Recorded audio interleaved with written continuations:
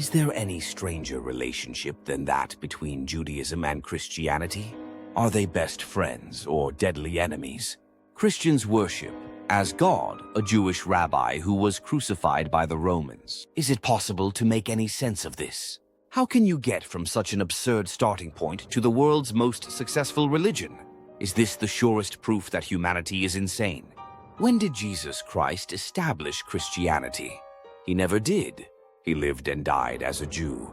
If God is literally Jewish, why aren't all Christians Jews, like their God? But the Jews don't believe that Jesus Christ was God, even though they were the chosen people of God in sacred covenant with Him.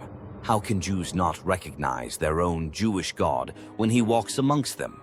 Oy vey. How is it possible for the chosen people not to be able to identify the God that chose them? If you're a Christian, you believe that the Jews rejected their own God. When He came to them, they didn't know who He was. Isn't that something? God is not someone who strikes His own chosen people as being very godly. He has no godly aura. God, incarnate as a man, didn't impress the Romans. They executed Him. The Romans, those brilliant Nietzschean supermen, killed God. God is dead, but not for the Christians who believe He came back to life. Now, you would think that someone coming back from the dead would be quite the thing. The most astonishing thing ever, let's face it. But no, it seemed to be no big deal. Lazarus supposedly came back from the dead. Don't you think he would have been the most famous man in Judea? Apparently not. Then Jesus came back from the dead. Again, it was a damp squib. Mary Magdalene, maybe his wife, first thought that when Jesus rose from the dead, He was the gardener.